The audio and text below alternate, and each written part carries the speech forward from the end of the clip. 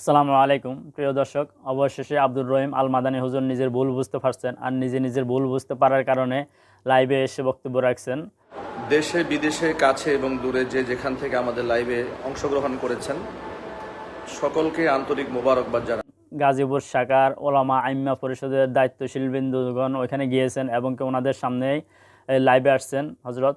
তো আমরা দেখব আগে ইসলামী আন্দোলন বাংলাদেশের অঙ্গ সংগঠন জাতীয় ওলামা মাশায়েখ আইম্মা পরিষদের গাজীপুর জেলা এবং মহানগরের দায়িত্বশীল ওলামা ইকরাম হজরত এসেছেন আমার বাম পাশে। আমাদের জেলা আইম্মা পরিষদের যিনি সভাপতি আমাদের গাজী ভাই, তিনি আমার বাম পাশে বসে আছেন।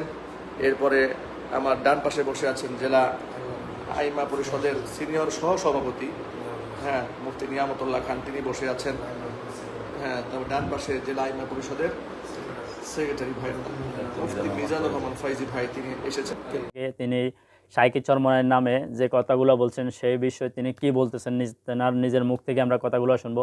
চলুন আমরা শুনে আসি। আমি বিগত আমার বক্তব্যের মধ্যে ইসলামী আন্দোলন বাংলাদেশের নাইবে আমিরুল মুজাহিদিন চরমনাইয়ের নাইবে আমির যিনি ফয়জুল করিম হাফিজাহুল্লাহর ব্যাপারে যে অনাকাঙ্ক্ষিত যে বক্তব্যগুলো বের হয়েছে, আমি ব্যক্তিগতভাবেও সে সমস্ত বক্তব্যের কারণে দুঃখ প্রকাশ করছি এবং সাথে সাথে যে সমস্ত অনাকাঙ্ক্ষিত শব্দ বের হয়েছে আমি গতকালকে সেখানে পোস্টের মাধ্যমেও সেই শব্দগুলোকে এক্সপান্স করেছি।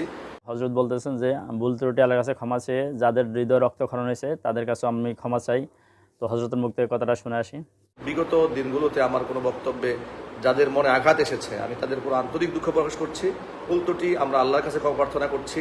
সাথে সাথে যে সমস্ত ভাইদের হৃদয়ে রক্তক্ষরণ হয়েছে তাদের কাছেও আমরা ক্ষমা প্রার্থনা করছি। হজরত বলতেছে যে আবেগের কারণে আবেগের বহির্ভূত কথাগুলো হয়ে যায় অথবা ক্ষোভের কারণে হয়ে যায়, যেটা বুঝাতে চেয়েছিল। আমরা ব্যক্তিগতভাবে কেউ ভুলের ঊর্ধ্বে নই। মানুষ হিসেবে আমাদের অনেক সময় অনাকাঙ্ক্ষিত কথা আমাদের আবেগের বহির্ভূত হয়ে যায়, ক্ষোভের কারণে হয়ে যায়। হজরত বলতেছে যে সমালোচনা থাকাটা দরকার, উচিত। অবশ্যই সমালোচনা থাকা উচিত, কারণ সমালোচনা না থাকলে একে অপরের মন মানসিকতা বুঝতে পারবে না। সমালোচনা অবশ্যই থাকা দরকার, তবে আলেমদের মধ্যে এমন সমালোচনা না হওয়াটাই খুবই জরুরি যে সমালোচনার মাধ্যমে জাতির ক্ষতি হয়ে যাবে।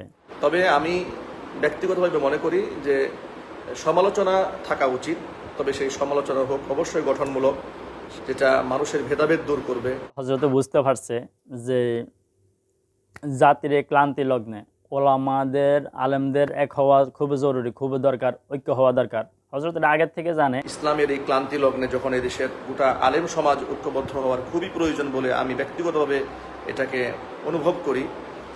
ঠিক ওই মুহূর্তে আমাদের এমন কোনো ত্রুটি, আমাদের এমন কোনো বিচ্যুতি যেটা উলামা ইকরাম কিংবা মুসলিম উম্মার মধ্যে ফাটল তৈরি করে, এই ধরনের কাজ যেন আমাদের মধ্যে না হয়।